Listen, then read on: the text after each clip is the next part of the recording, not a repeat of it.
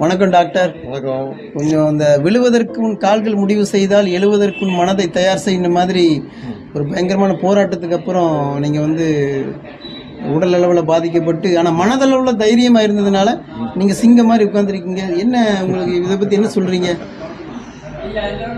அதாவது நான் இந்த என்ன சொல்லுவாங்க, கழுகு பற்றி சொல்லுவாங்க. கழுகு வயசான காலத்துல அது ஒரு மலை உச்சியில போய் மேல ஏறி இருக்குமா. ஆமா. இருந்து அதாவே மேல உள்ள சிறகுகள். ஆமா, அது மலை மேல ஏறி உட்கார்ந்து தன்னுடைய சிறகுகளை பிடிங்கி நகத்தெல்லாம் பிடிங்கி அதுக்கப்புறம் திரும்ப மீண்டும் சிறகுலாம் வளர்றதுக்கு கடுமையான போராட்டம்.